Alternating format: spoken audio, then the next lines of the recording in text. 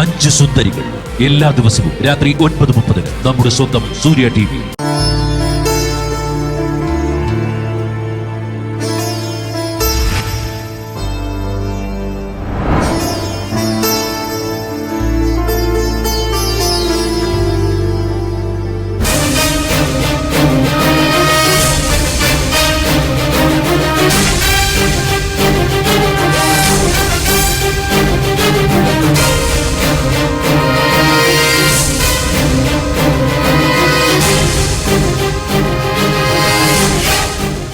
എല്ലാ വർഷവും നിന്റെ അച്ഛനാ വിത്തെടുത്ത് കൊച്ചുകുമരിച്ചേട്ടനെ കൊടുക്കുന്നത്.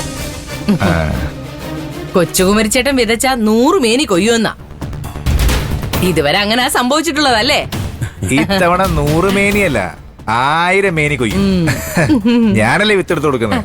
ആര് തരുന്നു എന്നുള്ളതിലല്ല മോനെ, കണ്ടത്തിന്റെ സ്വഭാവം അറിഞ്ഞ് മനസ്സോടെ വിത്തെറിയുമ്പോഴാ 100 1000 ഒക്കെ കൊയ്യാൻ പറ്റുന്നത്. അല്ല, ബാലമാഷ് എന്താ വരാത്തത്? അതെ, കൊച്ചുകുമരിച്ചേട്ട ഇപ്പൊ ഈ കണ്ടവും പാടവും ഒക്കെ എന്റെ മോന്റെ അരവിന്ദന്റെ പേരിലല്ലേ. അപ്പൊ ഇവൻ തന്നെ ഈ വർഷം വിതയ്ക്കണമെന്ന് മാഷിനൊരു നിർബന്ധം. എന്നാലും വിത്ത് വിതയ്ക്കാൻ നേരം മാഷിന് വരായിരുന്നു. ഞാൻ പറഞ്ഞതാ ചേട്ടാ, ഇനിയെല്ലാം അരവിന്ദ് ഏറ്റെടുക്കണമെന്ന് മാഷിന് ഒരേ വാശി. ഞാൻ എന്ത് ചെയ്യുന്നേ? വിത്ത് വിതയ്ക്കാനും അത് കൊയ്യാനും ഞങ്ങളെപ്പോലെ കുറച്ചു പേരല്ലേ ഈ കുട്ടനാടുള്ളൂ. പാടവും പറമ്പും ഒന്നും ഇപ്പൊ ആർക്കും വേണ്ടല്ലോ. കൊച്ചുമരിച്ചേട്ട, സൂര്യൻ ഉച്ചയിലെത്തുന്നതിന് മുമ്പ് നമുക്കങ്ങ് വിത്ത് വിതച്ചാലോ? അങ്ങനെയാ വേണ്ടത്. വിത്തെടുത്തോളൂ.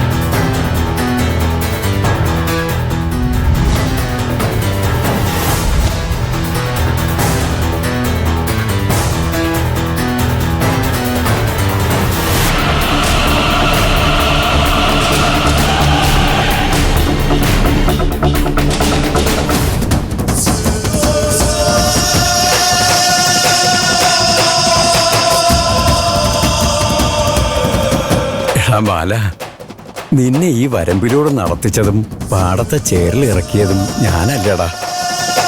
വിതയ്ക്കാൻ നേരത്ത് നീ ഇല്ലാന്നറിഞ്ഞപ്പോ ഞാൻ മാത്രമല്ല, നമുക്ക് അന്നം തരുന്ന ഈ കണ്ടവും നിന്നെ കാത്തിരുന്നിട്ടുണ്ടാവും. കൊച്ചേട്ടാ, ആയിരപ്പറ കണ്ടം അപ്പനപ്പൂപ്പന്മാരായിട്ട് കൈമാറി വന്നതാ. ഈ കണ്ടത്തിലൊരു വിത്ത് വീഴണമെങ്കിൽ അത് ഞാൻ അറിഞ്ഞിട്ട് വന്നു. ഈ കണ്ടത്തിലെ ചേറും ചെളിയും ചൂരും കുട്ടിക്കാലം മുതൽ അനുഭവിച്ചവനാ ഞാൻ. ഞാൻ അറിയാതെ ഈ കണ്ടത്തിൽ വിത്തെറിയാൻ ഞാൻ ആരെ അനുവദിക്കില്ല. ആയിരപ്പറ കണ്ടത്തിൽ ഈ വർഷം വിത്ത് വിതയ്ക്കുന്നത് എന്റെ മോനാ, അല്ല മാഷിന്റെ മൂത്ത മോൻ, ഈ പാടത്തിന്റെ അവകാശി അരവിന്ദ്. അവകാശിയോ? ഇവനെ ഞാൻ മോനായിട്ട് പോലും കരുതിയിട്ടില്ല.